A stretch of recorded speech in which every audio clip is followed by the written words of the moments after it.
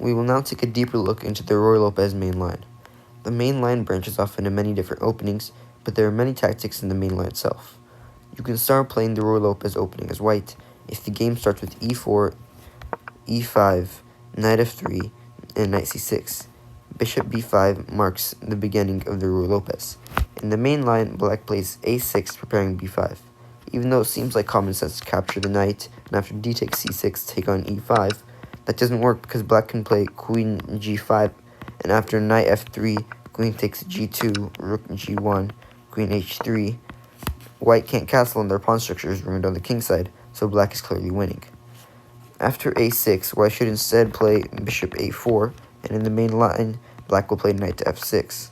Even though knight to f6 blocks the queen g5 tactic, black right now still has the option to play queen e7 if bishop takes c6 and d takes c6, knight takes e5 happens.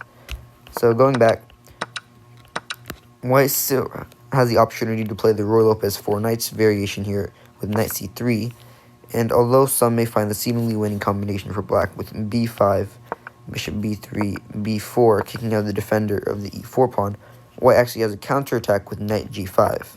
If black plays d5, blocking the bishop's diagonal to f7, then white can simply take on d5 and play the rest of the game a pawn up.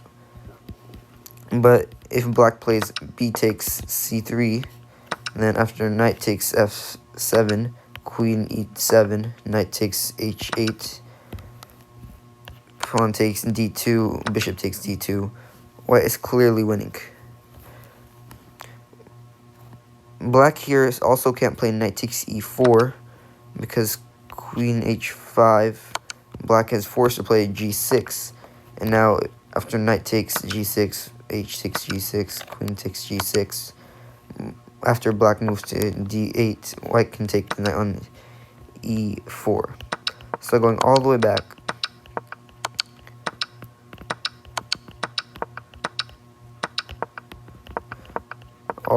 to where we decided to play the 4 knights variation, although some black mid-level players playing black might fall for that tactic by white, it's simply better to just castle, so that if they take the pawn, then white can play rook e1, and if they move their knight back, then white can play knight takes e5, threatening a discovered check, and if they take the white knight, instead of taking back immediately, black can play d4, and if they don't play c6 and they play something else, then after white takes on e5, black is forced to move back to g8.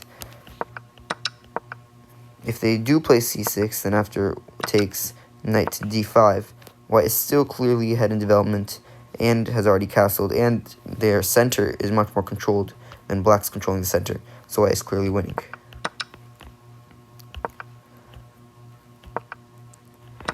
If instead after knight takes e5 they play bishop e7, then white can still play d4, which will solidify the knight's position.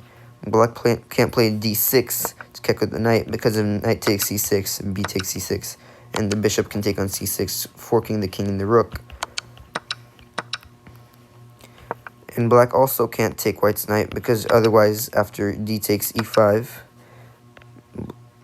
the only square for black's knight on f6 is g8, to which white can then play queen f3, and after king f8, they can also play bishop b3, and here clearly white is winning because black has no pieces developed, and white is attacking already in the opening. Going all the way back to when white castles,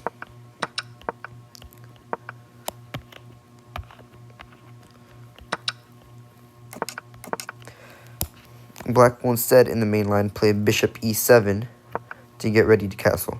A common bishop developing move by black in other openings is bishop c5 to attack the middle, but that is technically called the Mueller variation.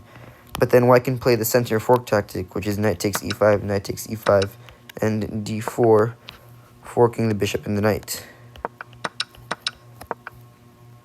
Bishop e7 also blocks the tactics I discussed earlier after knight takes e4, so white should now play rook to e1 to defend the e4 pawn. Even though bishop e7 is mainly good for black, it also blocks queen e7, which means that bishop takes c6 is a threat for black, so black should now play b5, gaining a tempo while dealing with a threat. White should obviously now play bishop b3. Black now plays d6 in the main line, so that their pawns are connected and so that their light squared bishop can be developed. d6 also defends the e5 pawn, so black can play knight a5 to attack white's good bishop. Now white should play c3, so that if black plays knight a5, white can move their good bishop to c2. c3 also prepares a later d4 to challenge the center. Black now castles the main line to simply develop further, and that's the end of the main line.